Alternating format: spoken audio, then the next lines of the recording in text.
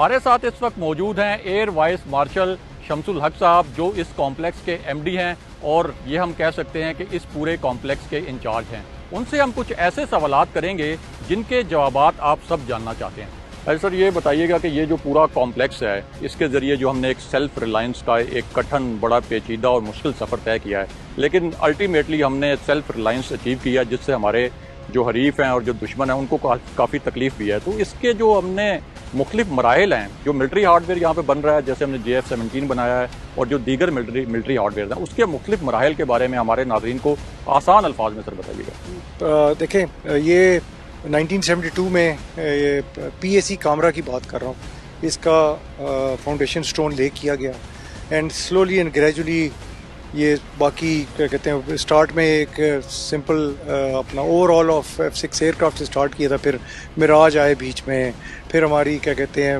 मशाक की semi knockdown kit से assembly start हुई। 1980s में क्या कहते हैं मशाक एयरक्राफ्ट को हमने खुद प्रोड्यूस करना शुरू कर दिया 100% रॉ मटेरियल से। हम पाकिस्तान में ये जहाज़ बनता है।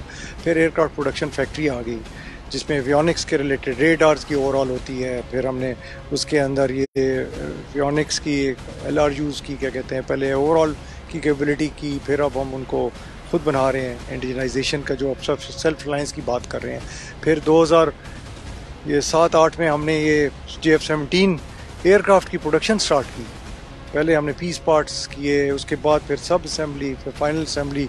माशाल्लाह अब ये आपके सामने एयरक्राफ्ट हैं, 117 प्लस एयरक्राफ्ट हैं जो कि हमारी पाकिस्तान एयरफोर्स में ऑपरेशनली एम्प्लॉय हो चुके हैं। जो 27 फरवरी का जो अपना मार्का है उसमें इस एयरक्राफ्ट ने पार्टिसिपेट किया और it is history now that it is an battle proven aircraft. तो इससे ज़्यादा सेल्फ रिलायंस मतलब आप क्या कह सकते हैं, आप सादा अल्फाज में बात कर रहा हूँ। और फिर इस सेल्फ रिलायंस के पीछे काफ़ी तगदो है। ये नहीं है कि कोई मतलब ऑटोमेटिक ही हो गया, इसमें हमारे प्रीडेसेसर्स ने बड़ा काम किया। स्लोली एंड ग्रेजुअली कैपेबिलिटी को लेकर आए और ग्रेजुअली बिल्डअप किया। एक आई एम श्योर अभी आप डिफरेंट AMF में डिफरेंट जगहों से गुजरे भी होंगे और माशाल्लाह आपने ये भी अंदाज़ा लगाया होगा कि यंग इंजीनियर्स टेक्नीशियंस काम कर रहे हैं डिफरेंट हाई टेक मशीन्स के ऊपर। फिर सुबह शाम we are working hard to achieve what is in front of you and the world. Sir, ये हम देख रहे हैं JF-17 तैयारे खड़े हैं जो आपकी निगरानी में आपकी टीम ने दिन रात मेहनत करके खुद बनाए हैं। इसके बारे में सर बताइएगा कि इसका अब एक Block 3 भी बन रहा है और कहा जा रहा है कि ये 4th जनरेशन का तैयारा है और इसको साथ मल्टी रोल तैयारा भी कह रहे हैं। तो इसको मल्टी रोल तैयारा क्यों कहते हैं? देखिए, JF-17 तो मल्टी रोल है, ऑलरेडी है। Block 1 से स्टार्ट हुआ, एक नंबर्स प्रोड्यूस हुए, Block 2 आया, फिर ये जो जिस तरह भी हम खड़े हुए हैं डुअल सीट एयरक्राफ्ट के सामने खड़े हुए हैं, ये भी कुछ कैपेबिलिटी जो Block 1 में थी उसको हमने एनहांस किया, Block 2 लेकर आए, फिर डुअल सीट आया और Block 3 आया। तो ये एक स्टेपिंग स्टोन था जो स्लोली एंड ग्रेजुअली हमने इसके अंदर टेक्नोलॉजीज़ को एम्बेड किया।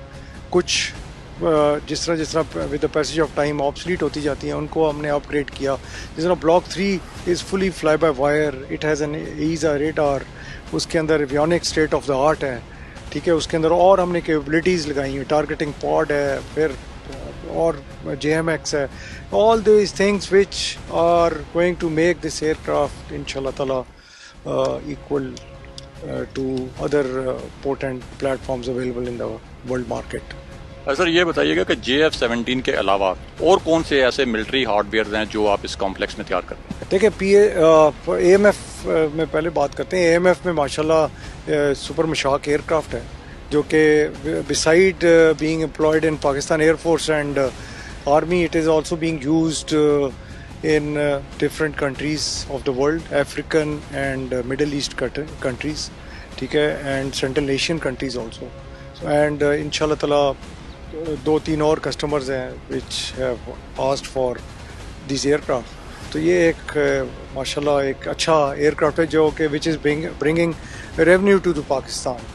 और इसके अलावा फिर हम ये JF-17 हमारा एयरक्राफ्ट, फिर हम K-8 की भी कुछ पार्ट्स को प्रोड्यूस करते हैं। कि 8 सर थोड़ा लोगों के लिए एक्सप्लेन। ये कराकोरम 8 एयरक्राफ्ट है, जो ट्रेनर एयरक्राफ्ट है। हमारी जो बेसिक फ्लाइंग ट्रेनिंग है इसको और OCU में इस्तेमाल होता है, ऑपरेशनल कन्वर्जन में, PF एकेडमी में एंड मियाँवाली में। इसके अलावा फिर हम इस चीज़ को जो बात कर रहे हैं आप सेल्फ रिलायंस को, इसको एक और डायमेंशन में लेके जाने की कोशिश कर रहे हैं कि जिसमें हम कमर्शियल एयरक्राफ्ट के पार्ट्स की मैन्युफैक्चरिंग स्टार्ट करें। तो हम कुछ अपने हमारे प्रिंसिपल्स हैं जिनके साथ मिलके कोलैबोरेट कर रहे हैं।